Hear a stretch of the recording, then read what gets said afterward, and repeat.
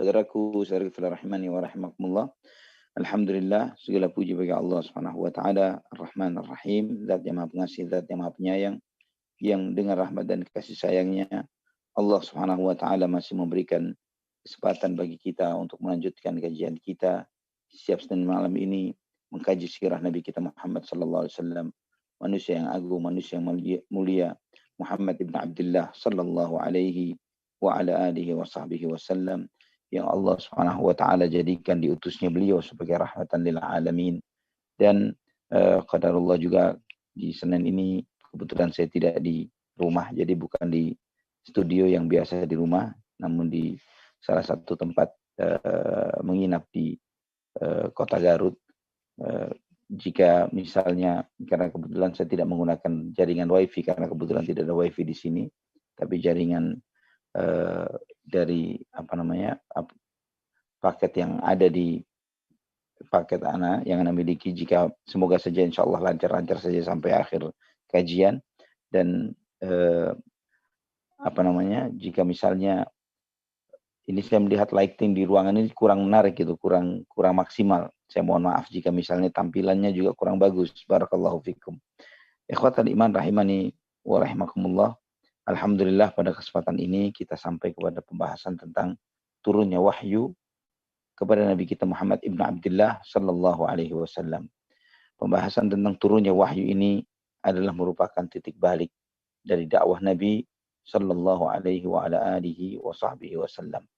Yang titik balik ini ikhwatal iman rahimani wa rahimakumullah, yang dengan diutusnya Nabi sallallahu alaihi wasallam, dengan beliau menerima wahyu, Allah Subhanahu wa taala berkehendak untuk memberikan kasih sayangnya, rahmatnya, cahayanya, hidayahnya kepada umat manusia yang di muka bumi, yang saat itu semuanya berada di dalam kekelaman, di dalam kegelapan jahiliyah. Ikhwatal iman rahimani wa rahimakumullah. Para ulama sirah menyampaikan bahwa setelah sempurna usia Nabi kita Muhammad sallallahu alaihi wasallam 40 tahun, beliau ke Gua Hira, dan beliau biasa melakukannya ini di bulan Ramadan. Dan Jibril alaihissalam mendatangi Nabi kita Muhammad sallallahu alaihi wasallam pada saat itu, dan Allah Subhanahu wa taala dengan datangnya Jibril dan menyampaikan wahyu dari Allah Subhanahu wa taala, dengan inilah Nabi kita Muhammad sallallahu alaihi wasallam diutus sebagai rahmatan lil alamin, untuk seluruh umat manusia, sebagai basyira wa nadhira, sebagai pemberi kabar gembira dan pemberi peringatan. Imam Bukhari meriwayatkan, subhanallah ikhwatal iman, hadis tentang bad'ul wahyi ini adalah hal permulaan dari apa yang disampaikan oleh Al-Imam Al-Bukhari di dalam kitab sahihnya. Subhanallah. Dan perlu bagi kita untuk mendalami dan mengkaji hadis tersebut, hadis yang menjelaskan tentang awal permulaan wahyu yang turun kepada Nabi kita Muhammad sallallahu alaihi wasallam. Dalam Sahih Bukhari, Imam Bukhari meriwayatkan dari Ibnu Abbas radhiyallahu anhuma. Ibnu Abbas radhiyallahu anhuma berkata, "Bu'itha Rasulullah sallallahu alaihi wasallam li 40 sanatan, famakatha bi Makkah 13 sanah yuha ilaihi, thumma umira bil hijrah, fahajara 10 sinin wa mata wa huwa ibnu 63." Kata Ibnu Abbas radhiyallahu anhuma, beliau menjelaskan secara global tentang kenabian Nabi kita Muhammad sallallahu alaihi wasallam, bahwa Rasulullah sallallahu alaihi wasallam beliau diutus ketika usia berapa? 40 tahun. Ya. Dan beliau tinggal di kota Mekah berapa lama? 13 tahun. Sejak beliau menerima wahyu, ya. Kemudian beliau diperintahkan untuk hijrah. Dan setelah hijrah, berapa tahun beliau di kota Madinah? 10 tahun. Dan beliau meninggal usia berapa? 63 tahun. Itulah yang disampaikan oleh Ibnu Abbas radhiyallahu anhuma. Imam Nawawi demikian pula yang beliau tegaskan di dalam syarah Sahih Muslim. Imam Nawawi rahimahullah beliau mengatakan, was-sahihu annahu sallallahu alaihi wasallam bu'itha ala ra'sil 40 sanatan, hadha huwa al-masyhur alladhi atbaqa alaihi al-ulama. Dan yang benar adalah bahwa Nabi SAW diutus ketika usia beliau 40 tahun, dan itulah yang populer, yang disepakati oleh mayoritas, oleh keseluruhan para ulama. Juga Al-Imam Ibnu Qayyim rahimahullah, beliau berkata dalam kitab Zadul Ma'ad, setelah sempurna usia Nabi kita sallallahu alaihi wasallam 40 tahun, Allah Subhanahu wa taala memuliakannya dengan cahaya kenabian. Dan Allah Subhanahu wa taala memuliakannya dengan risalahnya. Allah Subhanahu wa taala mengutusnya kepada seluruh makhluknya. Dan Allah Subhanahu wa taala mengkhususkan beliau sallallahu alaihi wasallam dengan kemuliaan ini. Allah Subhanahu wa taala menjadikan beliau sebagai satu-satunya orang yang dipercaya yang menjadi perantara untuk menyampaikan wahyu dan cahaya ini antara manusia kepada seluruh hambanya. Jamaluddin Abu Zakaria Yahya bin Yusuf As-Sarsari, beliau berkata dalam salah satu bait syairnya, wa atat alaihi arba'una fa asyraqat syamsun nubuwati minhu fi ramadhani. Dan di usia 40 tahunlah datang kepadanya cahaya kenabian di bulan Ramadan. Ikhwatal iman rahimani wa rahimakumullah. Turunnya wahyu itu di hari Senin di bulan Ramadan, sebagaimana firman Allah Subhanahu wa taala dalam surat Al-Baqarah ayat 185, "Syahrul Ramadan alladzi unzila fihi al-Qur'an, hudan lin-nas wa bayyinatin minal huda wal furqan." Bulan Ramadan adalah bulan diturunkannya Al-Qur'an yang merupakan petunjuk bagi umat manusia dan penjelasan dari petunjuk itu serta yang membedakan antara yang hak dan yang batil. Artinya jelas bahwa di bulan Ramadan. Namun tanggal berapa? Nah, mengenai tanggal ini ikhwatal iman, terdapat banyak khilaf di antara para ulama. Ada yang mengatakan tanggal 17, ada yang mengatakan tanggal-tanggal yang lainnya. Walaupun tanggal 17 ini adalah tanggal yang dominan, yang populer di antara para penulis sejarah. Namun ikhwatal iman, penegasan sebagaimana yang Allah Subhanahu wa taala firmankan di dalam surat Al-Qadar, "Inna anzalnahu fi lailatul qadar." Sesungguhnya kami menurunkan Al-Quran pada malam Lailatul Qadar. Penegasan bahwa Al-Quran turun pada malam Lailatul Qadar menunjukkan bahwa lemahnya pendapat yang mengatakan tanggal 17 Ramadan. Kenapa tanggal 17 Ramadan ini lemah? Karena kita mengetahui Lailatul Qadar itu selalu turun pada 10 hari terakhir di bulan Ramadan dan di malam ganjil di 10 hari terakhir tersebut. Ini menunjukkan bahwa pendapat yang mengatakan 17 Ramadan adalah pendapat yang dhaif, pendapat yang lemah. Imam Muslim meriwayatkan dalam sahihnya bahwa Nabi SAW pernah ditanya tentang puasa hari Senin. Maka Nabi SAW menjawab, "Fihi wulidtu wa fihi unzila alayya." Di malam Senin itulah aku dilahirkan dan pada malam itu pula aku menerima wahyu pertama kali. Riwayatnya sahih. Ikhwatan iman rahimani wa rahimakumullah. Mari kita mendengarkan hadithul bad'ul wahyi, ya permulaan wahyu yang disampaikan oleh Ummul Mukminin Aisyah radhiyallahu anha. Beliau mengatakan, "Awwalu ma buri'a bihi Rasulullah sallallahu alaihi wasallam min al-wahyi ar-ru'ya as-salihah." Pertama kali yang diterima oleh Nabi sallallahu alaihi wasallam berupa wahyu, yaitu berupa mimpi-mimpi yang baik. Ya, ini terkait dengan permulaan wahyu yang diterima oleh Nabi Shallallahu Alaihi Wasallam. Adapun kita telah mempelajari sebelumnya bahwa yang menjadi pengantar kenabian beliau Shallallahu Alaihi Wasallam adalah banyaknya seringkali Nabi SAW menerima salam dari pohon dan batu yang mengucapkan salam kepada Nabi Shallallahu Alaihi Wasallam. Beliau bermimpi. Di dalam mimpinya ini beliau melihat hal-hal yang baik seperti beliau melihat terbitnya fajar di pagi hari. Fakana la yara ru'ya illa ja'at mithla falaqis subh. Sampai datanglah kepada beliau sallallahu alaihi wasallam kebenaran ini. Ikhwatal iman rahimani wa rahimakumullah. Aisyah mengatakan hatta ja'ahul haq, sampai datang kepada beliau al-haq, yaitu kebenaran. Kenapa disebut oleh al-haq? Karena memang itulah hakikat yang dibawa oleh Nabi yang dibawa oleh beliau SAW dari malaikat Jibril alaihi salam. Wa huwa fi ghari Hira. Ketika itu Nabi di gua Hira. Faja'ahul malak. Datanglah malaikat kepadanya. Faqala. Malaikat itu berkata, "Iqra." Bacalah. Dan Nabi SAW menjawab, "Ma ana biqari." Saya tidak bisa membaca. Kemudian Nabi SAW bersabda, فأخذني فغطني حتى بلغ مني الجهد ثم أرسلني. Kemudian aku diambil oleh orang tersebut, dipeluk aku dengan begitu kuat sampai aku sesak napas. Setelah itu aku dilepas. Kemudian berkata lagi, Iqra, bacalah. Dan aku lagi mengatakan, kata Nabi SAW, Ma ana biqari, saya tidak bisa membaca. Fa'akhadhani faghattani thaniyata hatta balagha minni al-jahd.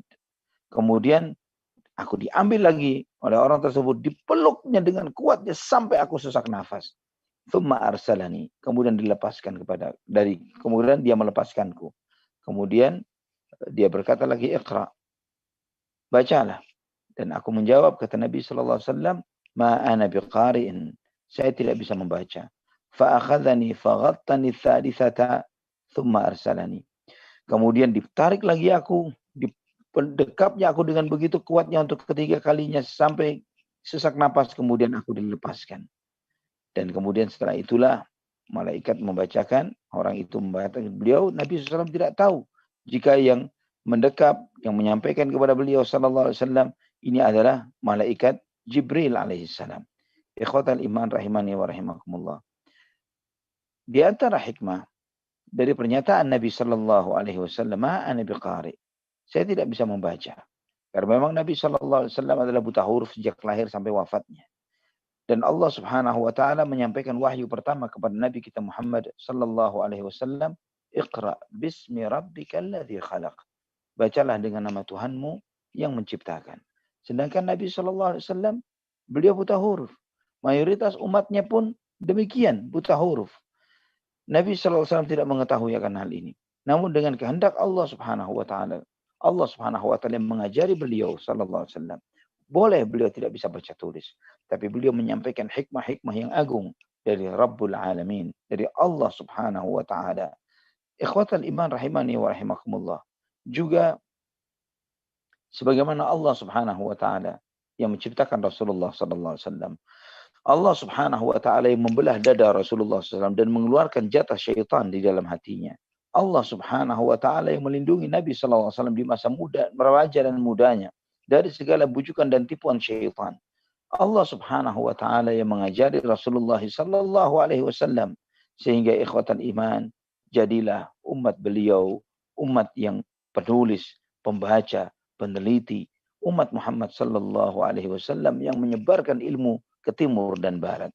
Ikhwatal iman, juga pelukan yang kuat yang dilakukan oleh malaikat Jibril alaihissalam di sini mengandung banyak hikmah, bahwa di antara hikmahnya adalah untuk menunjukkan betapa beratnya permasalahan wahyu ini, bahwa apa yang diterima oleh Nabi adalah qaulan thaqila, firman yang berat, bukan sesuatu yang ringan yang akan diterima oleh Nabi Muhammad sallallahu alaihi wa ala alihi wa sahbihi wasallam. Dan itu menuntut harusnya kesabaran pada diri Nabi kita Muhammad sallallahu alaihi wasallam. Dan hikmah dari pengulangan itu ikhwatal iman rahimani wa rahimakumullah, bahwa wahyu yang dibawa oleh Nabi, kenapa berapa kali diulang pendekapan malaikat Jibril? 3 kali. Ya, 3 kali terulang itu. Apa sebabnya? Di antara sebabnya adalah wahyu itu memperbaiki 3 hal. Sebagaimana dijelaskan oleh Al-Hafidh Ibnu Hajar Al-Asqalani di dalam Fathul Bari. Di antaranya, di antara hikmahnya, pengulangan akan hal ini untuk penegasan bahwa hakikat iman yang diperbaiki dengan wahyu yang datangnya dari Allah Subhanahu wa taala akan memperbaiki 3 perkara, yaitu ucapan, perbuatan, dan niat. Ucapan, perbuatan, dan niat. Dan juga wahyu ini mengandung 3 perkara. Apa saja? Tauhid, hukum, dan kisah-kisah. Tauhid, hukum, dan kisah-kisah. Di sini ikhwatal iman rahimani wa rahimakumullah. Juga Ibnu Hajar Al-Asqalani menyampaikan di antara hikmah yang lainnya adalah bagaimana Nabi sallallahu alaihi wasallam akan mengalami beberapa hal di dalam fase dakwahnya. Di antaranya yaitu ketika beliau sallallahu alaihi wasallam diembargo ya oleh kaumnya, dan kemudian beliau SAW hijrah, dan juga musibah yang akan dialami oleh beliau SAW nanti di peristiwa perang Uhud. Dan ketika dilepaskan hal itu akan memberikan kelegaan di dalam hati, dan kelegaan itu adalah di antara maksud bahwa Allah Subhanahu wa taala akan memberikan kepada setiap orang yang beriman kepada risalah yang dibawa oleh Nabi Muhammad sallallahu alaihi wasallam, beriman kepada wahyu yang beliau sampaikan, maka Allah Subhanahu wa taala akan memberikan kelapangan bagi setiap orang beriman di dunia, di alam barzakh, dan di akhirat. Dunia, alam barzakh, dan akhirat. Ikhwatal iman, wahyu yang disampaikan malaikat Jibril alaihissalam. Iqra bismi rabbikal ladzi khalaq. Khalaqal insana min 'alaq. Iqra wa rabbukal akram. Alladzi 'allama bil qalam. 'Allamal insana ma lam ya'lam. Bacalah dengan nama Tuhanmu yang telah menciptakan. Allah Subhanahu wa taala yang menciptakan manusia dari segumpal darah. Bacalah, dan Tuhanmu yang maha mulia, yang telah mengajar manusia dengan pena, yang mengajarkan kepada manusia apa yang tidak diketahuinya. Ikhwatal iman rahimani wa rahimakumullah. Ada hikmah di antara hikmah ilmu tafsir di dalam ayat ini adalah antum perhatikan bagaimana semua riwayat-riwayat, hadis-hadis yang mengutip ayat-ayat Al-Quran yang disampaikan oleh para sahabat, tidak ada satupun sahabat yang mengatakan ketika mengutip ayat ini, contohnya adalah Aisyah radhiyallahu anha ketika mengutip ayat ini, Allah berfirman, A'udzubillahi minasyaitonir rajim, bismillahirrahmanirrahim, misalnya. Jadi mendahului dengan ta'awudz dan basmalah. Tidak didahului dengan itu, namun langsung membacakan ayatnya tanpa harus mendahuluinya dengan basmalah dan ta'awudz. Ini di antara adab yang disampaikan oleh para fuqaha, oleh para ulama, di antaranya Al-Imam As-Suyuti rahimahullah dalam Al-Itqan fi Ulumil Quran, tentang bahwa ketika kita menyampaikan dalil dari Al-Quran dan sunnah Nabi sallallahu alaihi wasallam, maka tidak perlu lagi mengucapkan ta'awudz dan basmalah. Jadi Allah misalnya ketika dalam ceramah atau dalam diskusi, ana teringat dengan firman Allah Subhanahu wa taala, sampaikan saja, lan tanalul birra hatta tunfiqu mimma tuhibbun, misalnya. Kamu tidak akan bisa mencapai kebajikan sampai engkau menafkahkan apa yang kamu cintai, misalnya. Tanpa harus a'udzubillahi minasyaitonirrajim, bismillahirrahmanirrahim, dan lain sebagainya. Karena juga tidak sesuai dengan konteksnya. Ketika antum menyampaikan Allah berfirman, kemudian antum mengatakan a'udzubillahi minasyaitonirrajim, aku berlindung kepada Allah dari godaan syaitan yang terkutuk. Bagaimana Allah berlindung kepada Allah Subhanahu wa taala dari godaan syaitan yang terkutuk? Ketika Anda mengatakan qala Allah, Allah berfirman, sampaikan saja firman Allah Subhanahu wa taala tersebut. Beda antara membaca Al-Qur'an dengan tujuan tilawah membacanya, atau membaca Al-Qur'an dengan tujuan istidlal, mengambil dalil. Ya, ketika mengambil dalil tidak perlu berta'awudz dan membaca basmalah. Cukup bacakan ayatnya langsung saja. Maka ini juga memberikan isyarat bahwa sebagian dai, sebagian khatib yang ceramah kemudian menyampaikan yang seperti yang saya sampaikan, itu sebuah kesalahan yang perlu diluruskan. Wallahu a'lamu bishawab. Kemudian ikhwatan iman rahimani wa rahimakumullah. Setelah Nabi Shallallahu alaihi wasallam menerima 5 ayat pertama dari surat Al-Alaq ini, beliau Shallallahu alaihi wasallam pulang ke rumahnya dengan dada yang bergemetar, berdebar-debar luar biasa. Nabi SAW bergemuruh. Beliau pulang menemui Khadijah binti Khuwailid radhiyallahu anha. Beliau sallallahu alaihi wasallam meminta zammiluni, selimuti aku, kata Nabi sallallahu alaihi wasallam.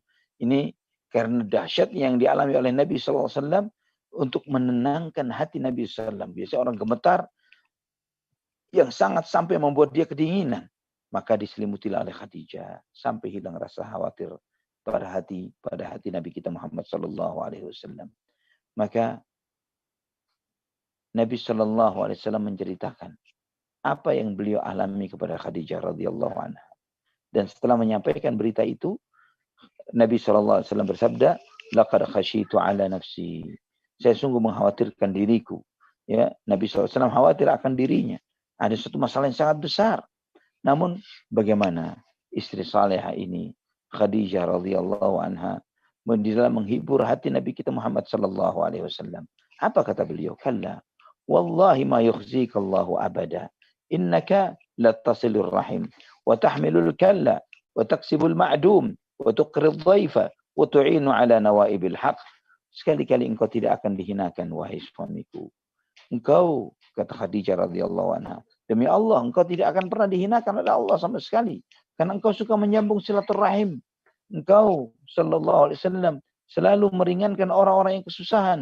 Engkau selalu membantu orang-orang yang tidak memiliki sesuatu. Engkau selalu memuliakan tamu. Dan di dalam jalan-jalan kebaikan, di dalam hal-hal yang baik, engkau selalu ada. Di sini sebagai sebuah isyarat, ikhwani wa akhwati fillah rahimani wa rahimakumullah, bahwa akhlak yang baik, akhlak yang mulia itu menghalangi musibah. Akhlak yang mulia menghalangi musibah. Seseorang dengan akhlak dan perilaku yang baik, yang suka membantu orang lain, meringankan beban masalah-masalah mereka, orang yang seperti ini akan dijauhkan dari malapetaka dan musibah.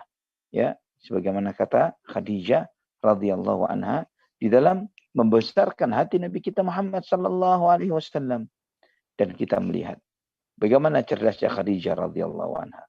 Fantalaqat bihi Khadijah hatta atat Warqah bin Naufal ibni Asad ibn Abdul Uzza ibni ammi Khadijah. Maka kemudian Khadijah pergi bersama Rasulullah sallallahu alaihi wasallam untuk menemui Waraqah bin Naufal bin Asad ibn Abdul Uzza yang merupakan sepupu Khadijah radhiyallahu anha. Dia adalah seorang laki-laki yang memeluk agama Kristen di masa jahiliyah dan menulis Alkitab dengan bahasa Ibrani. Di antaranya adalah dia menulis Injil. Ya, dia menulis beberapa ayat dengan bahasa Ibrani ini. Maka ketika bertemu dengan Waraqah, Khadijah berkata, "Ya ibn am, isma' min ibni akhik." Min ibni akhik. Wahai sepupuku, coba dengar cerita dari sepupumu ini. Ya, kata Khadijah kepada Waraqah bin Naufal. Maka Waraqah pun berkata, "Ya ibn akhi, madza tara?" Apa yang kamu lihat? Apa yang kamu alami? Maka Nabi sallallahu alaihi wasallam menyampaikan apa yang dia lihat. Dan subhanallah ikhwatan iman, setelah itu, setelah mendengar berita ini, Waraqah berkata, "Hadzan namusul ladzi nazala ala Musa alaihi salam. Ya laitani fiha jad'a." Ini adalah malaikat Jibril yang telah turun kepada Nabi Musa alaihi salam. Ikhwatan iman rahimani wa rahimakumullah. Pertanyaannya, kenapa yang disebut Musa? Kenapa tidak disebut Isa? Sedangkan Waraqah ini seorang Nasrani. Ikhwatan iman rahimani wa rahimakumullah, karena di antara hikmahnya, wallahu a'lam bishawab, orang-orang Nasrani mereka mempertuhankan Nabi Isa alaihissalam. Sedangkan Nabi kita Muhammad sallallahu alaihi wasallam kedudukannya mirip dengan Nabiullah Musa alaihissalam yang statusnya adalah seorang nabi, ya, seorang pembimbing umat yang mengarahkan umatnya untuk beriman kepada Allah Subhanahu wa taala, tidak sampai pada derajat ketuhanan. Seperti Nabi Musa, tidak seperti Nabi Isa. Kemudian juga risalah yang dibawa oleh Nabi Muhammad sallallahu alaihi wasallam mirip dengan risalah yang dibawa oleh Nabi Musa. Dalam hal apa? Bahwa Taurat itu isinya adalah wahyu yang berisi perintah-perintah dan larangan-larangan. Berbeda dengan risalah yang dibawa oleh Nabiullah Isa alaihissalam yang lebih bersifat hikmah dan nasihat. Juga ikhwatal iman rahimani wa rahimakumullah, Nabiullah Musa alaihissalam diutus oleh Allah Subhanahu wa taala dengan membawa pesan khusus kepada Firaun, ya. Dan ini berbeda dengan Nabi Isa alaihissalam. Ya, Nabi Isa alaihissalam hanya mengikuti risalah kenabian yang dibawa oleh nabi sebelumnya, yaitu risalah besarnya adalah risalah kitab Taurat. Ikhwatan iman rahimani wa rahimakumullah. Juga kenapa Nabi Waraqah menyebut nama Musa bukan nama Isa, karena konteksnya ini adalah Waraqah ingin menyampaikan tentang kenabian yang disepakati oleh keseluruhan ahlul kitab. Berbeda dengan Nabiullah Isa. Karena Yahudi tidak mengakui kenabian Nabi Isa alaihissalam. Yahudi bahkan menghinakan Nabi Isa sampai hari ini. Ikhwatal iman. Ikhwatal iman rahimani wa rahimakumullah. Kemudian Waraqah berkata, ya laitani fiha jada'a. Andai kata aku ketika di masa itu, ketika engkau menerima wahyu ini, aku adalah seorang anak muda yang sangat kuat. Kata jada'an itu artinya binatang yang masih muda, ya, binatang ternak yang masih muda, yang masih kuat, yang masih lincah. Itu angan-angan atau keinginan dari Waraqah, andai kata di masa itu aku masih sangat muda sehingga aku bisa membela engkau wahai Muhammad. Laitani akunu hayyan idh yukhrijuka qaumuk. Andai kata aku masih hidup ketika engkau diusir oleh kaummu. Ini mengejutkan Nabi Shallallahu Alaihi Wasallam. Sangat mengejutkan Rasulullah. Bagaimana mungkin sosok yang sangat begitu diterima oleh umatnya, oleh kaumnya, sosok yang siapapun mengakui bahwa dia adalah Al-Amin, yang bisa mengambil keputusan dari permasalahan besar yang dihadapi oleh mereka. Namun saat ini Nabi Shallallahu Alaihi Wasallam dikejutkan dengan suatu berita bahwa dia bakal diusir oleh kaumnya. Maka apa komentar Nabi Shallallahu Alaihi Wasallam?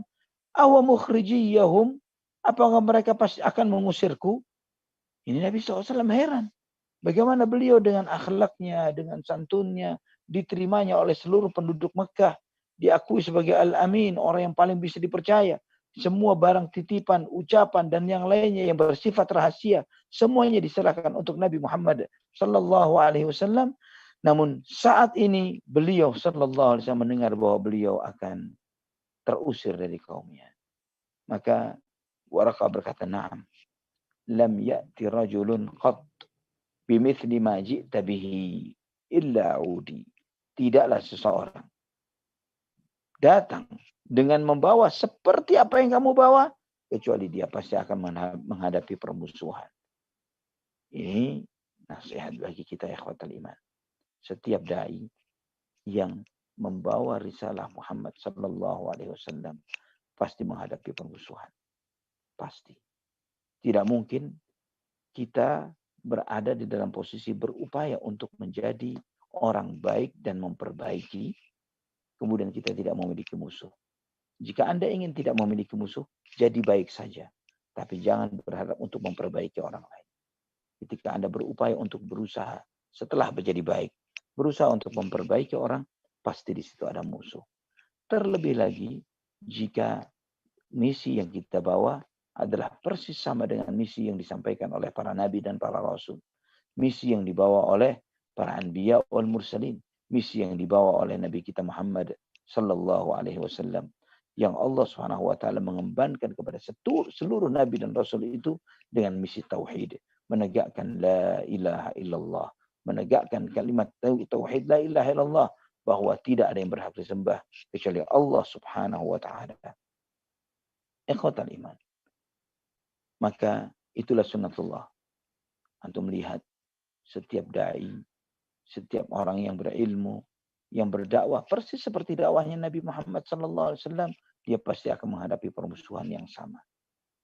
Dan kemudian Waraqah berkata, "Wa in yudrikni yaumuka ansurka nasran muazzara." Andai kata aku hidup sampai kamu nanti berhadapan dengan kaummu, niscaya aku akan membelamu dengan sekuat tenaga yang aku bisa lakukan. Namun tidak lama wafatlah Waraqah bin Naufal radhiyallahu anhu wa arda. Ikhwatal iman, yang perlu dipahami dalam hal ini, apa yang dinyatakan oleh Waraqah bin Naufal radhiyallahu an tentang kenabian Muhammad sallallahu alaihi wasallam. Pada saat ini Nabi sallallahu alaihi wasallam masih belum tahu bahwa yang datang itu Jibril alaihissalam, bahwa yang dia terima adalah wahyu yang dengannya itu sebagai awal permulaan misi kenabian beliau sallallahu alaihi wasallam. Nabi sallallahu alaihi wasallam masih belum tahu akan hal ini. Ikhwatul iman. Namun Waraqah tahu. Waraqah percaya dan Waraqah beriman kepada Nabi sallallahu alaihi wasallam. Maka Nabi SAW mengingatkan dalam beberapa hadis yang sahih, la tasubbu Waraqah fa inni ra'aitu anna lahu jannatan aw jannatain. Jangan pernah kalian mencela Waraqah bin Naufal karena aku melihat bahwa dia memiliki satu atau dua surga. Kemudian terputuslah wahyu. Ya, terputusnya wahyu di sini maksudnya setelah Nabi SAW menerima wahyu yang pertama ini, tidaklah datang wahyu kedua kecuali setelah beberapa belas hari. Ya, setelah beberapa belas hari. Salah seorang penyair, Ahmad Syauqi, beliau mengatakan di dalam syauqiyatnya, wa nudiya qra' ta'ala Allahu qailuha lam tattasil qabla man qilat lahu bifami hunaka adzana lirrahmani famtala'at asma'u makkata min qudsiyatin nagami fala tasal an quraishin kaifa khairatuha wa kaifa nufratuha fi as-sahli wal 'alami kaifa khairatuha wa kaifa tufraqu fi as-sahli wal 'alami تساءلوا عن عظيم قد ألم بهم رمى المشايخ والوالدان باللمم يا جاهلين على الهادي ودعوته هل تجهلون مكان الصادق العالمي. Beliau diseru dengan panggilan Iqra, dan maha tinggi Allah Subhanahu wa taala yang telah menyampaikan firman-Nya, dan lam tattasil qabla man qilat lahu bifami, yang sebelumnya tidak ada seorang pun yang diutus oleh Allah Subhanahu wa taala. Ikhwatal iman rahimani wa rahimakumullah. Hunaka, di saat itu Allah Subhanahu wa taala menyeru, dan maka penduduk kota Mekah dipenuhi dengan cahaya wahyu. Ya, dari yang dikirimkan kepada Nabi sallallahu alaihi wasallam. Jangan kamu pernah bertanya tentang kebimbangan dan kebingungan suku Quraisy dan bagaimana mereka mengingkari hal ini di dataran tinggi dan dataran rendah mereka. Mereka bertanya tentang sesuatu yang besar yang sedang terjadi pada diri mereka. Yang dengan risalah ini, Nabi SAW menyampaikan bahwa seluruh manusia sedang bergelimang dalam dosa. Wahai orang yang tidak paham akan sang petunjuk dan dakwahnya, apakah engkau masih bimbang dan ragu akan kedudukan manusia yang jujur dan sangat dipercaya? Ikhwatal iman rahimani wa rahimakumullah. Ada sebuah pembahasan yang perlu dipahami tentang wafataral wahyu di sini, bahwa kemudian wahyu itu terhenti sejenak.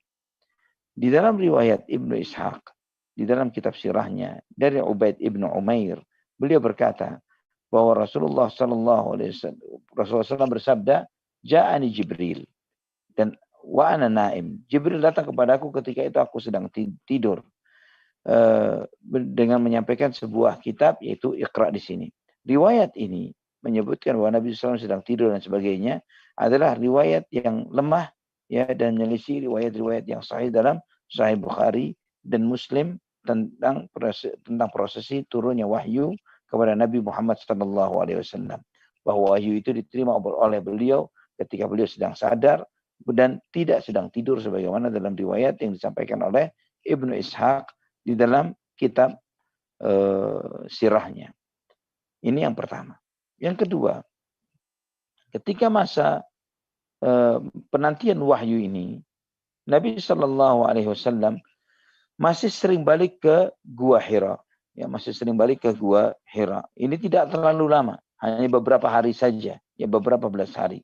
Sebagaimana diriwayatkan oleh Imam Ahmad dalam musnadnya dengan sanad yang sahih dari Jabir ibn Abdullah radhiyallahu anhu, beliau mengatakan hubisal wahyu an Rasulillah sallallahu alaihi wasallam fi awal marratin wa hubbiba ilaihi al-khala'u faja'ala yakhlu fi Hira.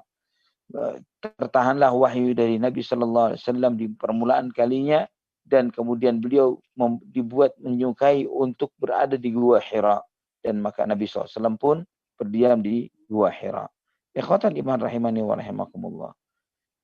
Ini dijelaskan oleh para ulama. Kenapa balik lagi ke sana? Adalah untuk lebih mengokohkan dan menentamkan hati Nabi Sallallahu Alaihi Wasallam, dan juga ada keinginan tertentu, kerinduan tertentu dengan berjumpa dengan sosok yang indah yang ditemui oleh beliau sallallahu alaihi wasallam di Gua Hira tersebut.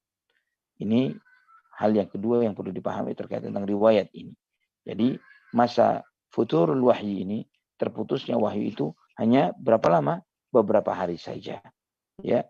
Kemudian pembahasan yang ketiga tentang sebuah riwayat yang populer, namun riwayat ini lemah. Ya, populer tapi lemah. Yaitu sebagaimana disebutkan oleh Imam Bukhari, beliau mengutip dari Az-Zuhri, ya, Imam Az-Zuhri.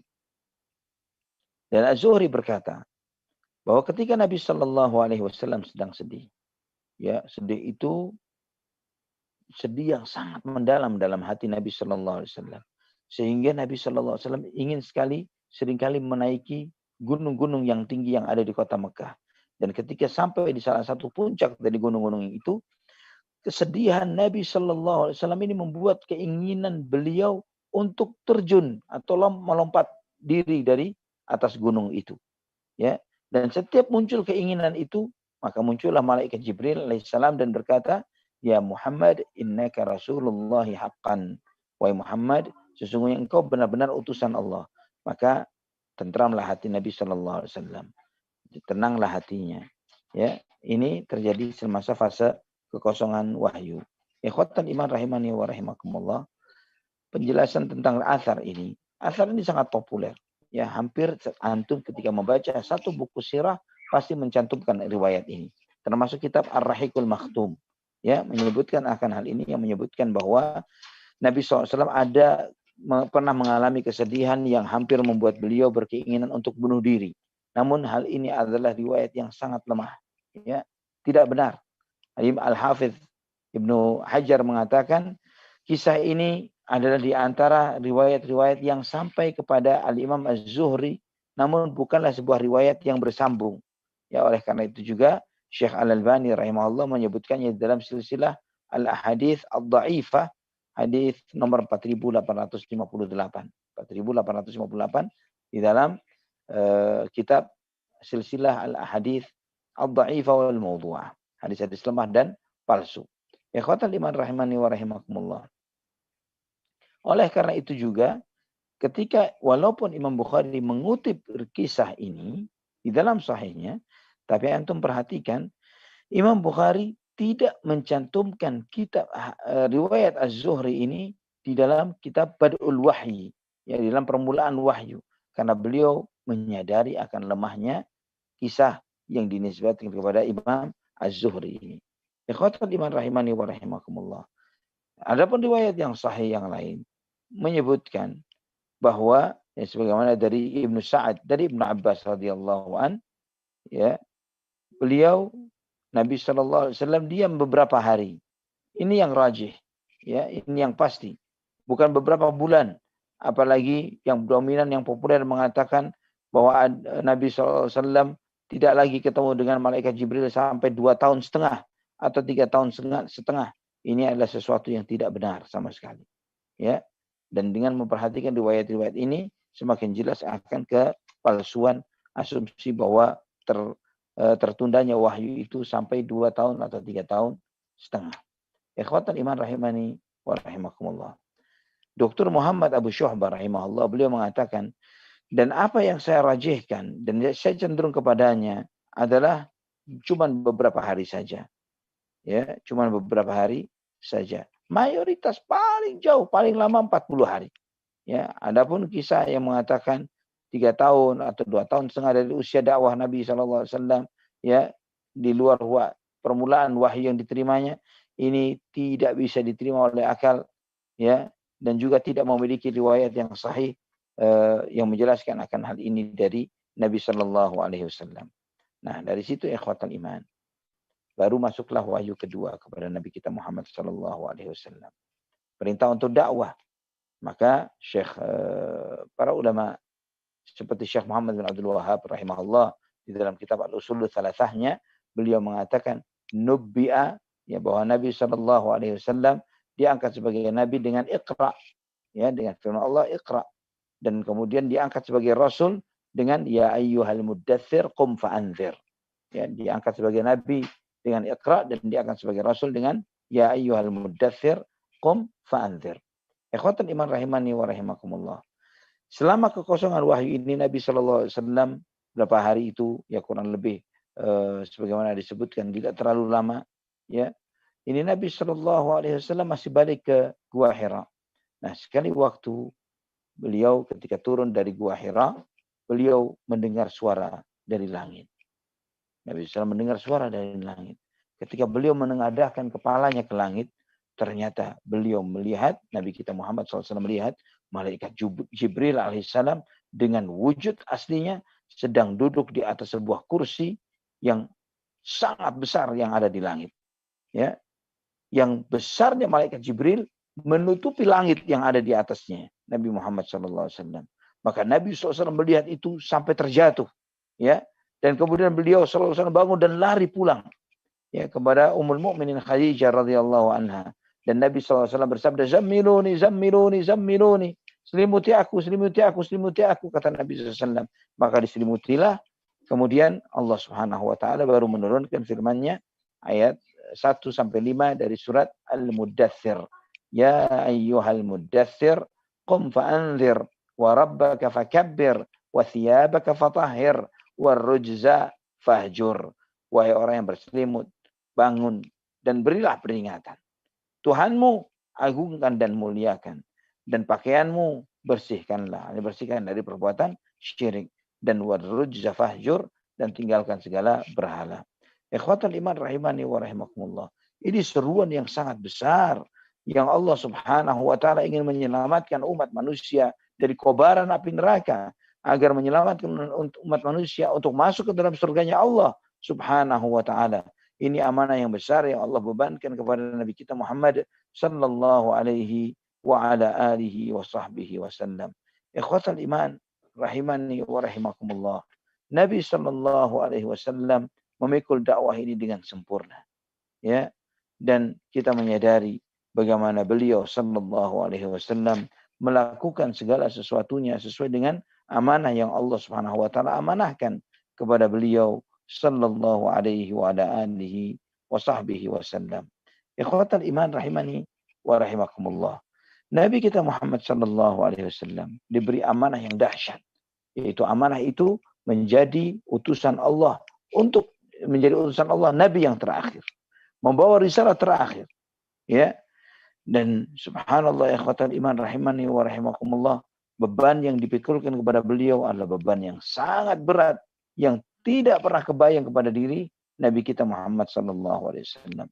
Dalam Sahih Bukhari dan Muslim dari hadis Jabir bin Abdullah radhiyallahu anhuma bahwa dia mendengar Rasulullah sallallahu alaihi wasallam menyampaikan kepadanya tentang masa jeda wahyu ini. Ya, di dalam hadis itu disebutkan, "Fa bainama ana amshi id sami'tu sautan minas sama'." Ketika aku sedang berjalan, aku mendengar suara dari langit. Fa rafa'tu basari ila sama'. Ya, aku melihat pandanganku ke langit. Fa juthithu minhu hatta hawitu ila al-ard. Maka aku ketakutan yang dahsyat sampai aku jatuh ke tanah, kata Nabi sallallahu alaihi wasallam. Maka aku segera lari pulang ke rumah keluargaku. Dan aku minta zammiluni, zammiluni. Selimuti aku, selimuti aku, selimuti aku.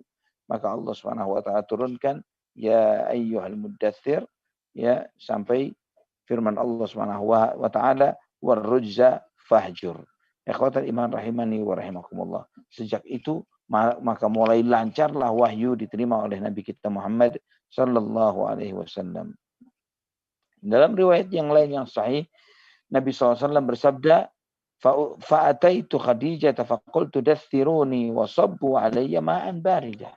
Ya, Nabi bersabda kepada Khadijah, "Selimuti aku dan tuangkan untukku air yang dingin." Dan ini di antara hikmah, ya, berobat dengan air dingin adalah untuk memfokuskan yang lebih kuat, memiliki fokus yang lebih kuat, dan kita berpikir hari ini, tidak berpikir kemarin, tidak berpikir esok, hanya fokus kepada kondisi dingin yang sedang kita rasakan. Wallahu a'lamu bishawab. Ikhwatul iman rahimani wa rahimakumullah.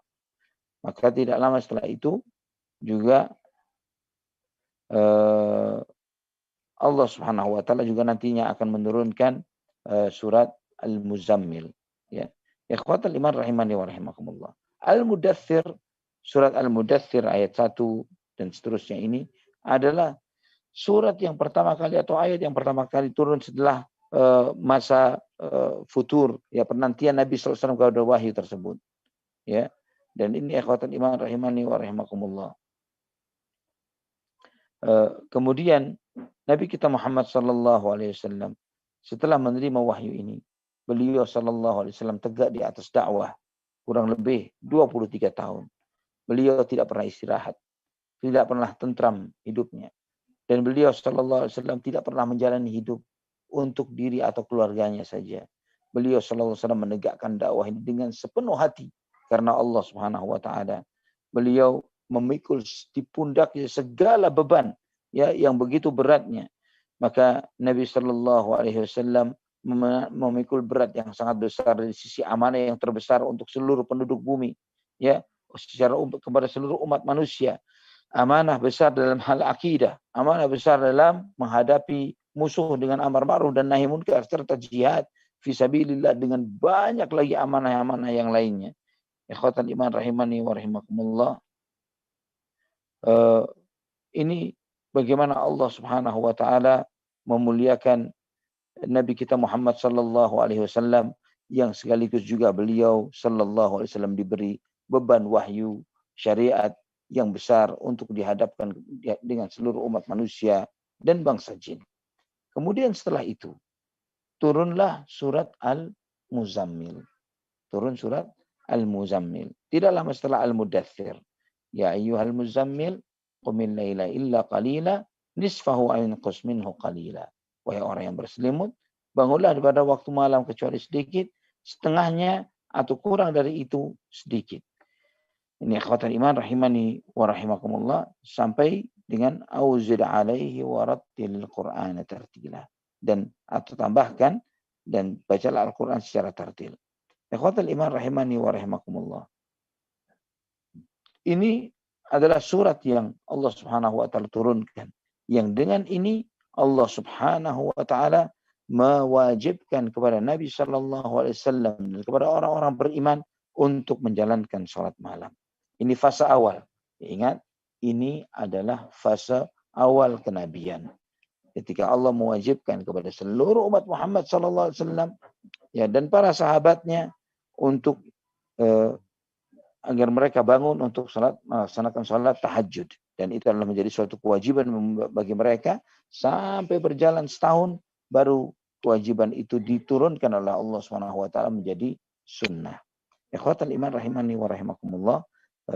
Sampai materi kita yang sekarang ini, mungkin jika ada di antara antum yang ingin bertanya terhadap permasalahan ini, saya coba memberikan kesempatan untuk bertanya sebelum juga nanti insya Allah saya bisa menambahkan materi yang telah tersampaikan. Tafadhal, silahkan untuk. Baik Ustaz, alhamdulillah. Masya Allah, sangat ini kalau lagi umroh begitu tahu sejarahnya betapa kebayang. Masya Allah, kalau tahu sirahnya itu lebih dalam ya, lebih mengena lagi gitu Ustaz, Masya Allah ya. Baik, mudah-mudahan Allah SWT memberikan kemudahan kepada kita semua bagi yang akan umroh. Amin. Gitu ya, kan ada kabar bahwa menutup kembali visa umroh gitu ya, ada kabar. Ya. Tapi mudah-mudahan nanti di tahun depan semuanya bisa terbuka. Amin ya rabbal alamin. Amin. Baik, saat ini sudah ada yang bertanya. Yang pertama ini dari Ukhti Yuniarti. Assalamualaikum warahmatullahi wabarakatuh, Ustaz. Waalaikumsalam warahmatullahi wabarakatuh. Ana pernah membaca di buku Sirah Nabawiyah tentang mengapa Nabi Muhammad diturunkan wahyu. Tapi beliau lupa lagi. Itu diturunkan wahyunya tanggal berapa dan tahun berapa, begitu Ustaz? Menerima wahyu dan lupa lagi. Iya. Begitu. Semua wahyu yang diterima oleh Nabi kita Muhammad SAW tidak ada satupun yang terlupa.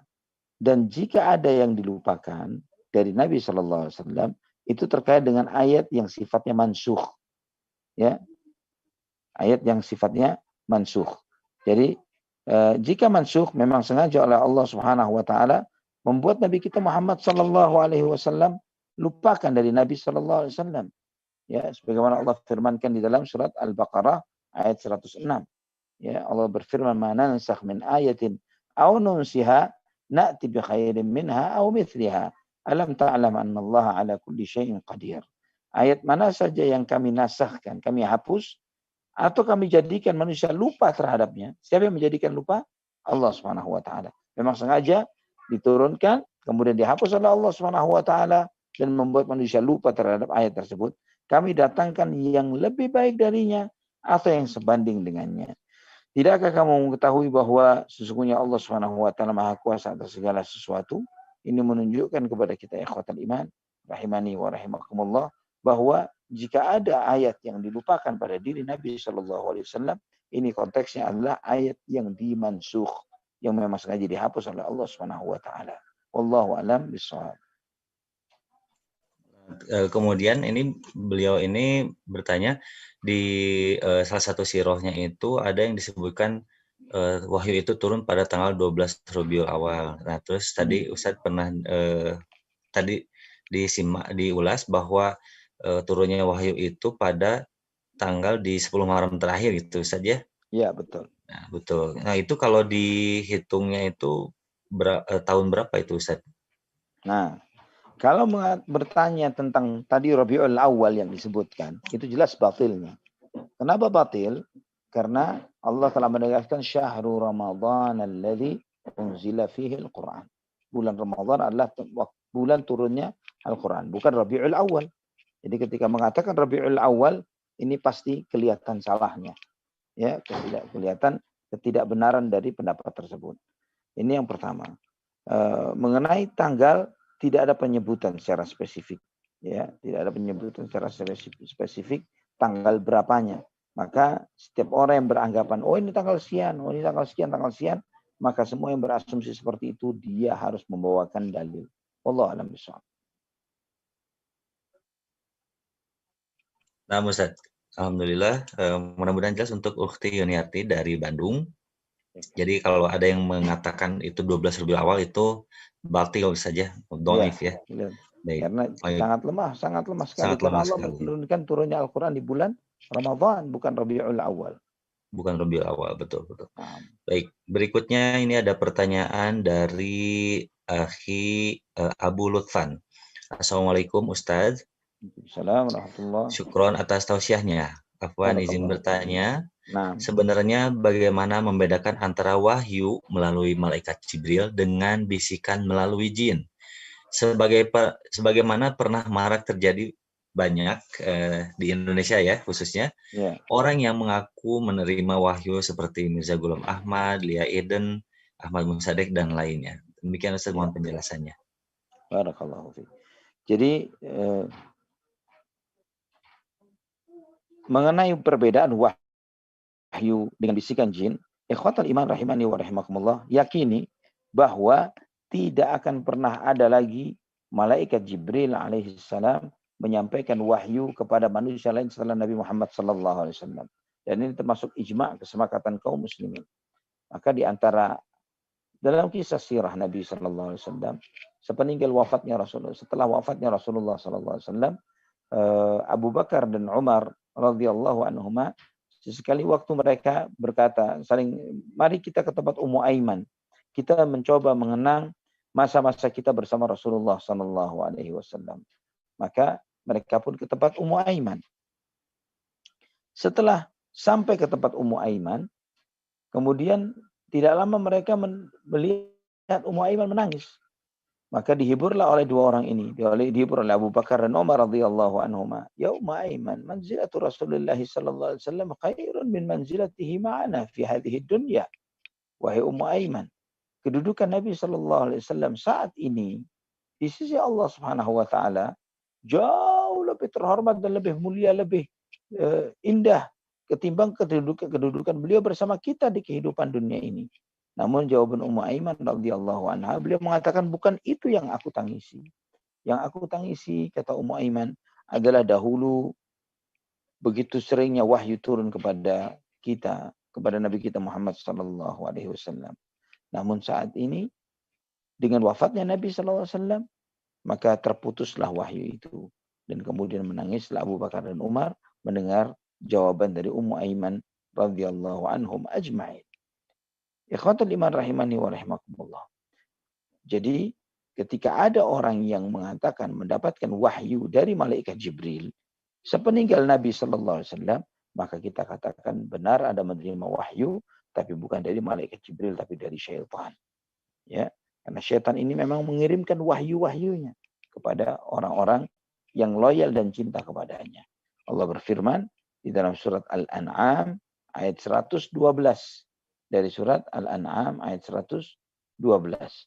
Allah Subhanahu wa taala berfirman, "Wa kadzalika ja'alna likulli nabiyyin aduwwan syayatinal insi wal jin yuhi ba'dhum ila ba'dhin zukhrufal qawli ghurura." Dan demikianlah kami jadikan bagi tiap-tiap nabi itu musuh. Siapa musuhnya? Setan-setan dari jenis manusia dan setan dari jenis jin. Yang sebagian mereka membisikkan kepada sebagian yang lain perkataan-perkataan yang indah-indah untuk menipu manusia. La yuhi ba'duhum ila ba'd. Sungguh memberikan wahyu kepada sebagian mereka dari sebagian yang lain. Ya, ini antum perhatikan bahwa wahyu yang disampaikan kepada selain Nabi Muhammad sallallahu alaihi wasallam dan dia sebagai nabi terakhir adalah wahyu yang disampaikan syaitan kepada mereka. Wallahu a'lam bishawab. Alhamdulillah, berikutnya ini ada pertanyaan dari Doni Abdullah. Assalamualaikum Ustadz, bagaimana cara bertaubat jika pernah chatting dengan seorang akhwat? Apakah harus meminta maaf kepada akhwat tersebut yang pernah ana chat? Demikian Ustadz pertanyaannya. Nah, ya, ketika Anda bertaubat dari suatu dosa, jangan mengulangi dosa tersebut. Ya, maka ketika bertaubat dari chat dengan seorang akhwat yang bukan mahramnya, stop. Jangan nyambung chat lagi dan meminta maaf. Stop dan kemudian blokir, ya, supaya tidak ada lagi bayangan di benak Anda tentang si fulanah tersebut. Ya, blokir, stop. Hindari. Ya, selama Anda memang tidak ada keinginan untuk misalnya ingin mengkhidbahnya, maka paling maksimum yang Anda tanyakan siapa nama orang tuanya, alamatnya di mana, nomor kontaknya bagaimana, saya ingin menghubungi, saya ingin mengkhidbah anti. Misalnya seperti itu melalui orang tua. Stop sampai di sana dan sesudahnya jalani sesuai dengan ketentuan syariat, yaitu menazarnya, mengkhidbahnya kepada kedua orang tuanya. Wallahu a'lamu bishawab. Betul. Jadi Sherlock orang tua Ukhti, nanti saya ke sana gitu ya. Baik, pertanyaan berikutnya dari Ukhti Nida Anissa Rohmah. Assalamualaikum Ustadz. Waalaikumsalam warahmatullahi wabarakatuh. Afwan izin bertanya, apakah benar patung Lata aslinya Lata itu seorang yang solih? Lalu ketika mati didirikanlah patung Lata.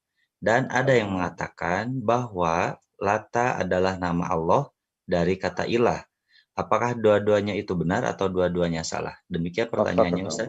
Wafakakallah. Alhamdulillah, pertanyaan yang luar biasa, bagus, Masya Allah. Barakallahu fiik. Ikhwatal iman rahimani wa rahimakumullah. Latta ini dijelaskan oleh Ibn Abbas radhiyallahu anhuma, kana rajulun salihun yaluttus sawiqa lil hujjaj, dalam Sahih Bukhari. Ya, dia adalah seorang laki-laki yang saleh yang yaluttus sawiq, yang dia ini mengadon makanan kue yang diberikan kepada jamaah haji. Ya, ini menunjukkan bahwa dia dipanggil sesuai dengan profesinya. Nah, juga perlu dipahami, ikhwatal iman rahimani wa rahimakumullah, bahwa orang-orang kafir Quraisy ini memilih kata-kata tertentu untuk dinisbatkan kepada berhala mereka dengan kata-kata yang memiliki keidentikan dengan sesuatu. Ya, memiliki keidentikan dengan sesuatu. Seperti berhala Latta. Di samping dia adalah seperti ini, mereka juga memahami bahwa Latta ini dari kata al-ilah yang dipelesetkan. Ya, dari kata al-ilah yang dipelesetkan. Sehingga mereka meyakini bahwa Latta ini juga memiliki kedudukan tertentu. Otomatis ikhwatan iman, seseorang yang menobatkan sesuatu selain Allah untuk dijadikan sebagai sesembahan, maka mereka harus mengklaim hal-hal hebat yang bersumber dari yang dikultuskannya tersebut. Ya, jika seorang ingin memuliakan seorang manusia, bahwa manusia ini memiliki kemuliaan tertentu dan lain sebagainya, maka harus memuji-mujinya secara berlebihan, ya, memuji secara berlebihan dan menempatkannya mungkin sejajar dengan Allah Subhanahu wa taala atau dengan orang-orang yang sangat dekat dengan Allah Subhanahu wa taala. Ya, maka dari situ penjelasan bahwa Latta itu adalah nama untuk orang saleh dan juga yang saat bersamaan adalah plesetan dari kata al-ilah yang artinya al-ma'bud bihaq, yang berhak disembah. Mereka mengatakan ya sesembahan lain adalah dua makna yang sama dan saling menjelaskan satu dengan yang lainnya dan tidak saling bertentangan. Wallahu a'lam bishawab. Nah, alhamdulillah ini masih ada pertanyaan dari Akhi Reza. Assalamualaikum Ustaz. Waalaikumsalam warahmatullahi wabarakatuh. Semoga Allah memberikan keberkahan atas ilmu dan umur Ustaz. Amin ya Rabb. Lakum kadzalik. Mohon nasihatnya bagaimana menyikapi bila keluarga masih mengadakan tahlilan saat ada keluarga yang meninggal. Dan bila orang tua dimakamkan di kampung atau jauh dari tempat tinggal, bagaimana cara agar orang tua mendapat kemudahan di alam kubur? Apakah boleh dengan doa, istighfar, dan sedekah atas nama orang tua? Karena untuk ziarah ke makam, kesulitan biaya untuk rutin ke makam. Barakallahu fiik Ustaz. Wa fiik barakallah. Mengenai merayakan tahlilan untuk orang yang sudah meninggal dunia, ini adalah sesuatu yang tidak dilakukan, tidak ada tuntunan dalam Al-Quran dan sunnah Nabi Sallallahu Alaihi Wasallam. Bahkan lebih cenderung menyelisihi sunnah Rasulullah Sallallahu Alaihi Wasallam, cenderung menyelisihi sunnah Nabi. Itu yang harus dipahami. Jadi, ikhwatul iman rahimani wa rahimakumullah. Ketika ada orang memaksa menunjukkan harusnya begini dan begitu, tanyakan. Nabi SAW pernah kehilangan Khadijah radhiyallahu anha. Sangat cinta kepada Khadijah. Apakah Nabi pernah mengadakan tahlilan untuk Khadijah? Nabi SAW kehilangan hampir semua putra dan putri beliau, kecuali Fatimah radhiyallahu anha. Apakah pernah Nabi SAW merayakan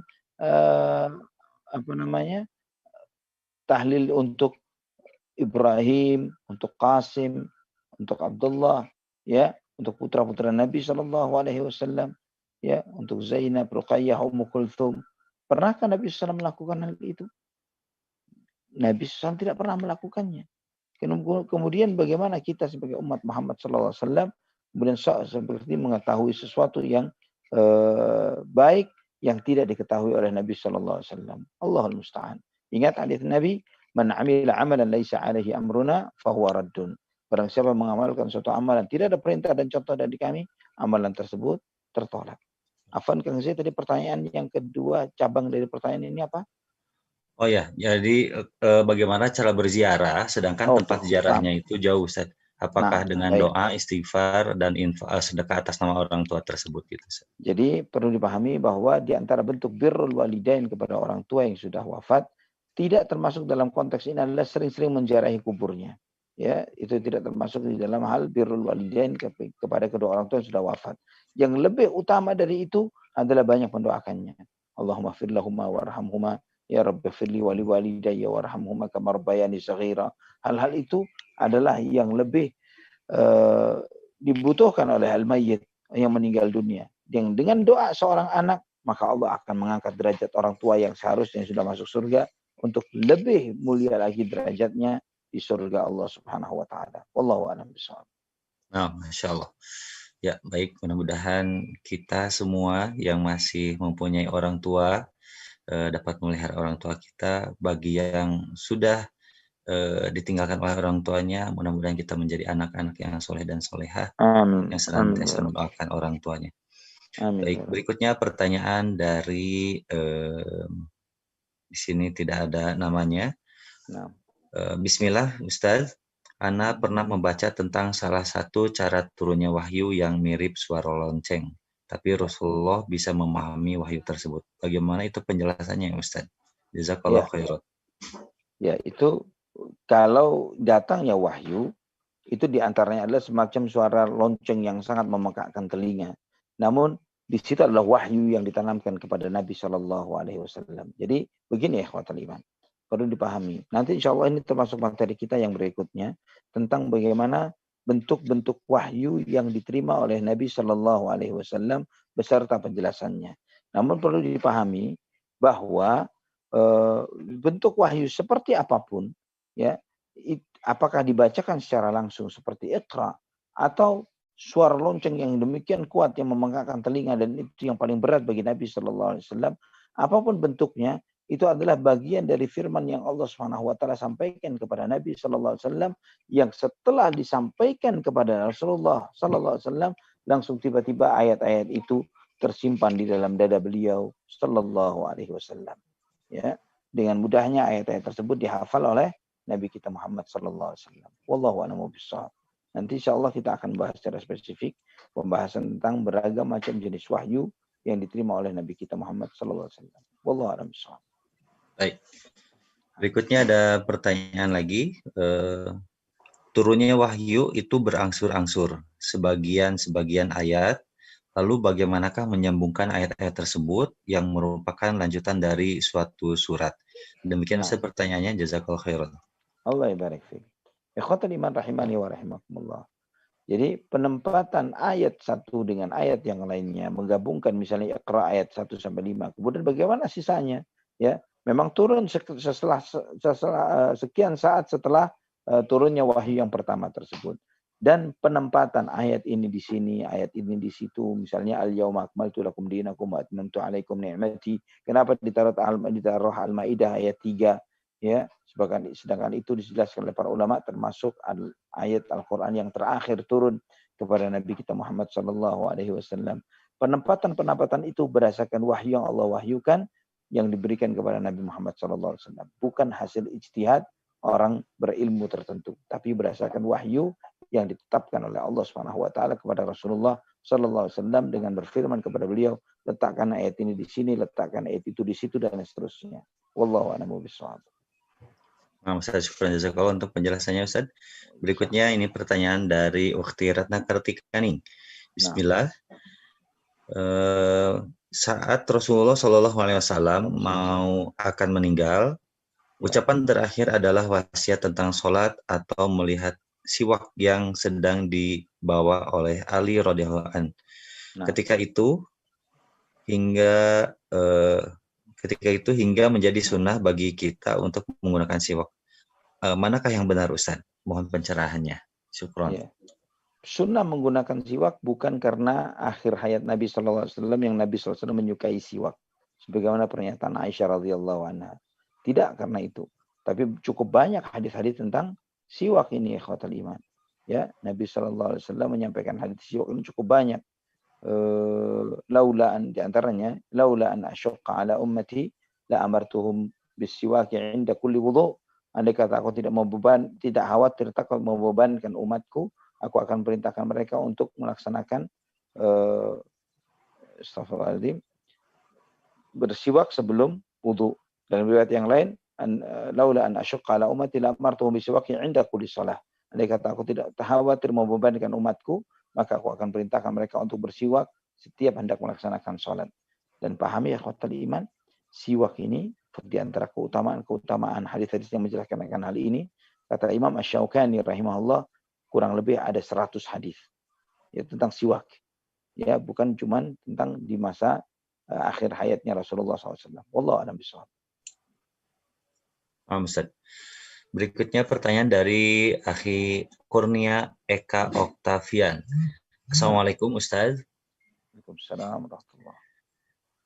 Bagaimana kalau akhwatnya juga pingin hijrah Ustaz dan dia gak ada teman Ustaz yang bisa diajak dia ke kajian sunnah Ustaz? Syukron jazakallahu khairan. Saya kurang paham pertanyaannya. Ini apakah pertanyaan yang lanjutannya gitu atau dari orang yang berbeda? Walau-walau ini Ustaz. Ya. Pertanyaannya jadi mungkin begini. Mungkin kalau dikaitkan dengan pertanyaan sebelumnya, jadi si akhwatnya ini akhwatnya itu ingin hijrah, dan dia tidak ada teman, dan dia tidak ada teman ustaz yang bisa ajak dia ke kajian sunnah Ustaz. Gitu. Alhamdulillah kondisi sekarang cukup login ke Zoom room ya. Betul. Tidak perlu ada broadcast aja ya. Ya. Tidak harus berteman dengan seorang ustaz tertentu atau memiliki teman ikhwan tertentu lah. Betul. Alhamdulillah dengan adanya fasilitas-fasilitas yang ada saat ini, kita bisa menghadiri kajian ilmu dimanapun kita berada. Wallahu a'lam bishawab. Baik. Baik Ustaz, mudah-mudahan mendapatkan hidayah dan sekarang sudah sangat luas sekali gitu, salah satunya ada di Pekerja Mengaji.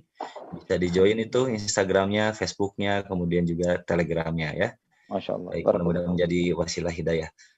Berikutnya ini ada pertanyaan dari Dik Abu Sidqi. Bismillah, Ustadz, semoga Allah senantiasa menjaga antum.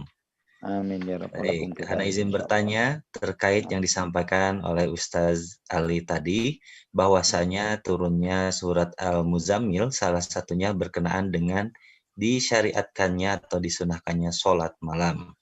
Pertanyaannya, apakah sholat malam yang diisyaratkan pada saat turunnya surat Al-Muzammil kaifiatnya sama seperti kaifiat sholat malam yang ada pada saat ini? Yang ana fahami, kaifiat sholat seperti sekarang setelah Rasulullah Isra Mi'raj. Mohon pencerahannya Ustaz. Syukran jazakallah khairan. Jazakumullah khair. Jadi mengenai kaifiat sholat, itu sudah sejak awal wahyu Nabi SAW menerimanya, beliau SAW menjalankan seperti itu. Tapi 2 rakaat, 2 rakaat, 2 rakaat, 2 rakaat. Cuma 2 rakaat. Ya diulang-ulang. Begitu. Adapun nantinya maghrib jadi 3 rakaat, itu setelah jadi subuh 2 rakaat, zuhur 4, asar 4, maghrib 3, isya 4, ini setelah Mi'raj. Ya, setelah Mi'raj. Jadi penambahan rakaat itu karena bilang kenapa maghrib 3? Karena kata Aisyah radhiyallahu anha itu adalah witirnya siang. Ya, salat witir di akhir siang. Itu salat maghrib. Itu di antara apa yang disampaikan oleh Aisyah radhiyallahu anha. Dan bukan hukumnya sunnah ya di awal wahyu, di awal ini ya ayyuhal muzammil, itu malah mewajibkan bagi Nabi SAW dan para sahabatnya untuk menjalankan ibadah sholat malam. Bagaimana cara menjalankannya? 2 rakaat salam, 2 rakaat salam, 2 rakaat salam. Begitu caranya. Adapun jumlah rakaat, penempatan waktunya setelah Mi'raj. Sebelum itu tidak seperti itu. Allahu a'lam bishawab. Baik Ustaz. Ini ada pertanyaan lagi dari David Abu Marshal dari Jambi. Assalamualaikum Ustaz, izin bertanya. Assalamualaikum warahmatullahi wabarakatuh. Apakah membaca Quran surat As-Sajdah termasuk amalan sunnah atau zikir yang bisa dibaca sebelum tidur? Demikian Ustaz pertanyaannya. Barakallahu fiik. Benar. Bahwa di antara sunnah sebelum tidur membaca surat As-Sajdah, juga membaca surat Tabarak Al-Mulk, juga membaca Qul ya ayyuhal kafirun, itu termasuk yang disunahkan dibaca sebelum tidur. Wallahu a'lam bishawab. Nah Ustaz, alhamdulillah ini pertanyaannya sudah cukup mungkin karena sudah pukul 20:57 dan karena Ustaz berada di luar kota harus istirahat lebih awal Ustaz ya. Harus memberikan hak kepada tubuh Ustaz sendiri.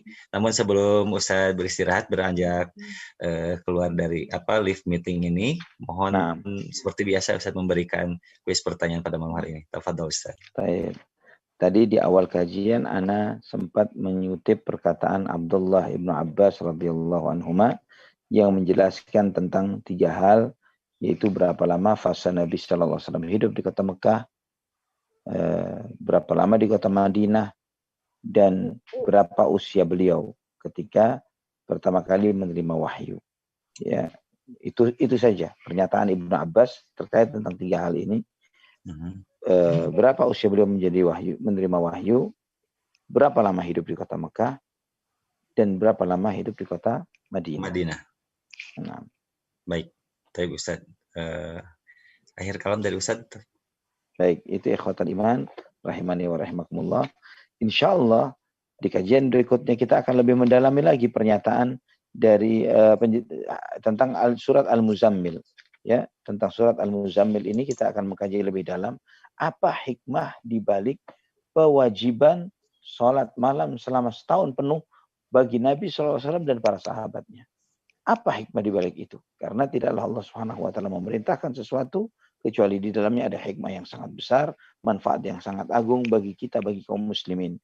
Dan jika kita menjalani sunnatullah ini, ketentuan Allah Subhanahu wa taala tersebut, menjalankan sunnah Nabi SAW terutama bagi para dai dan orang yang berdakwah, maka dia akan mendapatkan kemantapan akidah, kekuatan di dalam jiwa yang lebih kokoh karena taqarrub dan mendekatnya dia kepada Allah Subhanahu wa taala, terutama dengan menghidupkan malam-malamnya dengan ibadah dan salat malam. Wallahu a'lam bishawab. Semoga pelajaran ini bermanfaat bagi kita semuanya.